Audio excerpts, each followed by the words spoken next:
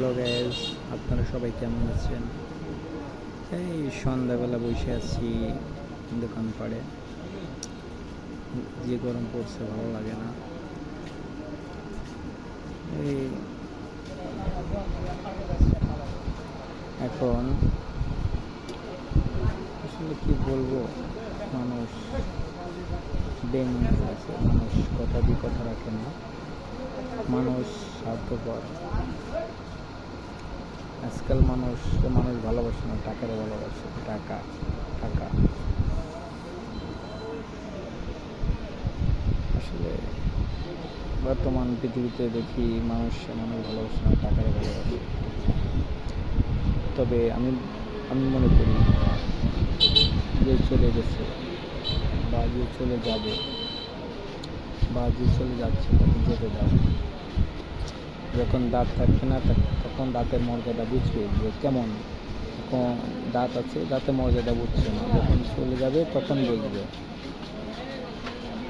একটা মেয়ের স্বামী ছাড়া থাকা যে কত কষ্ট বুঝবে তো যখন স্বামীর পাশে থাকবে না তখন বুঝবে স্বামী কী জিনিস ছিল। স্বামীর বর্তমান যুগের মেয়েরা স্বামীরা মানে না, স্বামীর সম্মান করে না, কোথায় ঝগড়া বলে, তর্ক করে, স্বামীর ডিভোর্স দিয়ে চলে যায়। এরকম আমাদের দেশের অহরহ হচ্ছে। আমি আমার এই ভিডিওর সকল ভাই বোনেরা যারাই দেখছেন, আমি সবার কাছে রিকোয়েস্ট করি আমার ভিডিওটা শেয়ার করে দেবেন, সবাই যেন দেখতে পারে। যাক, যেটা বলতে চাচ্ছি, বর্তমান যুগের মেয়েরা কোথায় স্বামীর ডিভোর্স দিয়ে চলে যায়। দেখো বোনেরা, তোমরা চলে যাচ্ছ, একবার কি ভেবেছো তোমার কি একটা ছেলে মানুষ 10টা বিয়ে করলে কিচ্ছু যায় আসে না, কিন্তু একটা মেয়ে মানুষ 1টা থেকে 2টে বিয়ে হতে গেলে অনেক কষ্ট হয়। রূপের বাহার কয়দিন থাকে তোমার? কয়দিন থাকবে? কয়দিন তোমার রূপের বাহার থাকবে? চিরদিন রূপের বাহার থাকবে না। একটা জিনিস মনে রাখো, মানুষ মনে করো। আর ইদানিং দেখেছি মেয়েরা শ্বশুর শাশুড়িদের সম্মান করে না, মানেই না। হ্যাঁ, শ্বশুরের বা শাশুড়ি একটা কথা বললে মেয়েরা তার বউরা তা শোনে না। আসলে তো এটা ঠিক না, তেমন নয়। এই ধরনের কাজটা আমার বোনেরা করবে না। 90% বর্তমান সংসারে অশান্তিবাদে আমি দেখছি।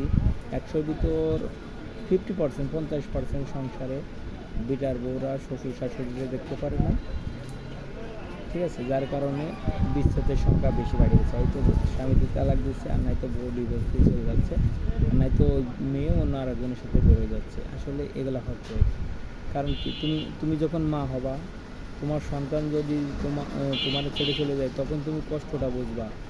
কী রে, আমার ছেলে আমার চলে যাচ্ছে না, পরের ছেলে নিয়ে তুমি করতেছো, তার বুড়ো বাপ মারে ফাঁকি দিয়ে সব কিছু করতেছো। এটা ঠিক না। আর মা বাপ বুড়ো হইলেই বৃদ্ধাশ্রমে পাঠিয়ে দিচ্ছ, হ্যাঁ, বোর কথা শুনে। এগুলো করো না। একদিন মনে রাখো, তুমিও মা হবা, তুমিও বাবা হবা। এটা মনে রাখো, এটা মাথায় রেখে তারপর মা বাবারে বৃদ্ধাশ্রমে দেওয়ার চিন্তা ভাবনা করো। হ্যাঁ, আসলে ইদানিং মানুষ এটা ভাবে না। আমি বলি, এটা চিন্তা ভাবনা করে। আর যে সমস্ত ছেলেরা মা বাবারে বৃদ্ধাশ্রমে দিয়ে আসো, আমি তাদের অনুরোধ করে বলছি, ভাই এই কাজটা করিস না ভাই। তুই একদিন বুড়ো হবি, তখন বুঝবি। তোমার ছেলে যখন তোমার দেখবি, তখন ওই কষ্টটা তুমি বুঝবা। আসলে আমি একদিন একটা বৃদ্ধাশ্রমে ঘুরতে গেছিলাম, দেখে একটা দেয়ালে লেখা আছে, দেখলাম, খোকা তোর বাড়িতে আমার একটু তুই নিবি। তার মানে মা কত কষ্ট পেয়ে ওই বৃদ্ধাশ্রমে লেখছিল যে খোকা তোর বাড়িতে তুই আমার একটু নিবি। কত কষ্ট পাইছে ভাই। মারে বাবারে কষ্ট দিলে জান্নাতে যেতে পারবে না ভাই। জান্নাত অত সোজা না। জান্নাত মায়ের পায়ের নিচেই, বইয়ের পায়ের নিচে না। তোমরা বইয়ের কথাই মারে বৃদ্ধাশ্রমে দিয়ে আসবা, এই কাজ করো না ভাই। সব ভাইকে বলি, ভালো থেকো, সবাই সুস্থ থাকো। আল্লাহ হাফেজ।